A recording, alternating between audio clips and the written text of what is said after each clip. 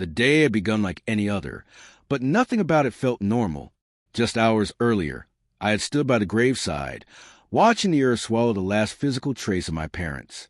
The world felt muted, drowned in a silence so profound it pressed against my chest. The funeral had passed in a haze. Faces I barely recognized offered condolences, their words floating around me like mist. But none of it mattered. My thoughts were consumed by the quiet that follows profound loss, the unbearable absence of the two people who had shaped every fiber of my being. Still dressed in black, I found myself walking through the marble halls of the company my father had built from the ground up. Every step echoed with memories of him, his voice, his vision, his unwavering belief in me. The executive floor had always felt like sacred ground, a place where dreams took shape and legacies were carved. I had walked these halls countless times, always at his side, listening intently as he spoke of the future I was meant to lead. I was his daughter, his heir, or so I thought. As I opened the door to the CEO's office, my father's office, I expected emptiness, grief, perhaps even some comfort in the familiarity. But what greeted me instead was something I never could have anticipated. There, sitting in the high-backed leather chair like a king on his throne, was James, my husband. He didn't rise. He didn't offer a word of comfort. Instead, he stared at me with a cool detachment, arms folded across his chest, his gaze sharp and unyielding. There was something foreign in his expression. Confidence, yes, but also something darker, a quiet arrogance, a claim. Then, without hesitation, he spoke. "I own this company now," he said, his voice low and deliberate. "You can either work for me or get a divorce." The words landed like a slap. For a moment, I just stood there, frozen. My pulse roared in my ears. I tried to understand what he was saying, but it was so surreal, so far from the man I thought I had married. James, who had once held my hand and whispered dreams of forever, was now delivering an ultimatum like a corporate tyrant. His presence in that chair, in that room, was an act of war. "You're joking, right?" I managed, though even I could hear the disbelief cracking in my voice. "This isn't funny, James." But he only shook his head, expression hardening. "No, it's not. Your father's death changed everything. I've already taken the reins. This is my company now. And if you want to keep living the life you're used to, you'll follow my rules." His words were cold, final, like he had rehearsed them 1,000 times before saying them to me. Every syllable twisted like a knife. The betrayal hit harder than I thought possible. "This is my family's legacy," I said quietly, my voice barely more than a breath. "Your father is dead," he snapped, cutting me off, "and now it's mine. You're nothing but a bystander unless you choose to stay and serve under me. Accept that. Accept me." His eyes bored into mine, daring me to defy him. In that moment, I saw it all clearly. The slow shift in his behavior over the past few weeks, the sudden interest in my father's business affairs, the late-night phone calls he thought I hadn't noticed. It had all been building toward this. A coup disguised as ambition. He'd waited until I was at my most vulnerable. And now he was making his move. I wanted to scream. I wanted to drag him out of that chair and demand answers. But instead, I stood there, silent, trembling, furious. He thought he had won. He thought I had nothing left. But he was wrong.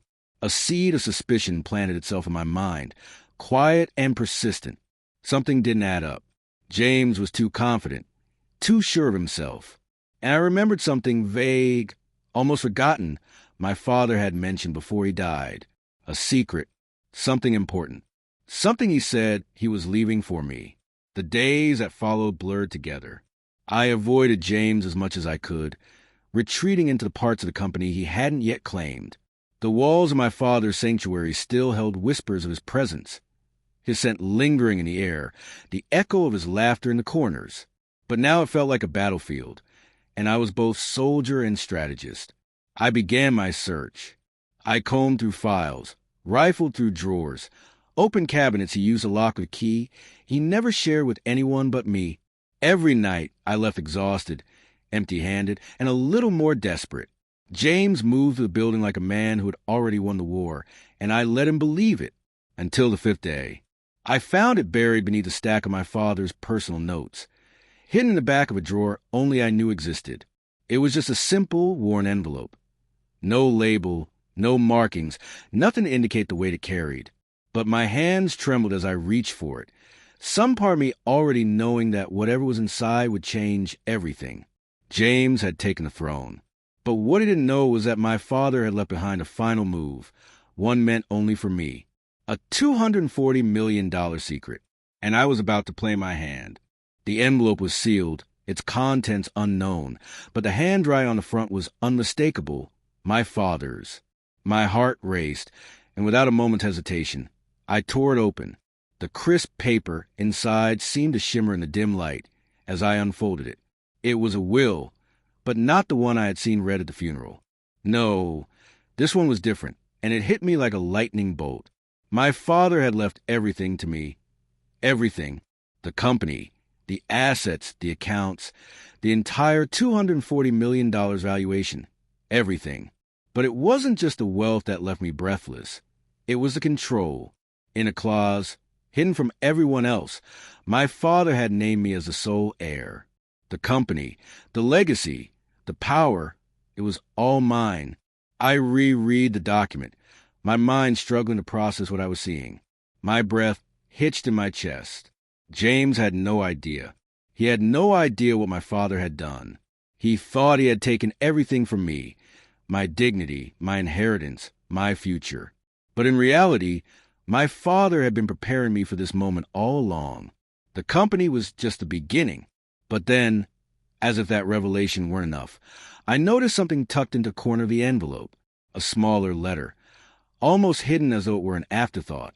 I opened it with trembling hands, and as I read the words, a sinking feeling settled in my stomach. The letter wasn't just business. It was personal. It was a note from my father, written just for me, my dearest daughter. It began, the familiar warmth of his words wrapping around me even from beyond the grave. I have always believed in you. I know you will take the company far beyond what I could ever dream of. But there is one thing I must tell you, something you must understand. The power you inherit is not just a matter of business. It is a matter of family. And family is something you must fight for. You must protect it at all costs. Your mother and I never saw eye to eye, but I always believed you would understand the true value of legacy. The company is only the beginning. There is much more at stake here. Trust in your instincts, my dear. Never forget what you are capable of. With all my love, Dad. I could hardly breathe as the words sunk in. My father had known this day would come. He had known that one day I would face a moment of crisis, and that I would need to make a choice. But what I hadn't realized until that very moment was that the fight wasn't just for the company. It was for something deeper, something more personal. It was for the family, for the legacy he had built, and for the future he had envisioned. The realization hit me like a wave. It wasn't just about money or assets. It was about standing my ground and protecting everything my father had worked for, everything he believed in, even if it meant standing up to James. My father had prepared me for this, without me even knowing it. With a surge of determination, I stood up, the letter still clenched in my hand. I felt a renewed sense of purpose. The world seemed clearer now. I wasn't just fighting for the company. I was fighting for my father's vision, for everything he had entrusted to me. I was going to take control, and I was going to do it on my terms. The next morning, I knew what I had to do. I walked into the CEO's office with a fire in my chest, ready to confront James. I wasn't there to beg for anything. I was there to take what was rightfully mine. James was sitting at his desk, his usual cocky grin in place. But today, there was a tension in the air that neither of us could deny. He looked up as I entered, his smirk faltering for a moment before it reappeared. "Did you come to beg for a job?" he asked, his tone mocking. "Because I told you before, either you work for me or you walk out." I didn't flinch. I was done being intimidated. "No, James," I replied, my voice firm. "I'm not here to beg for anything.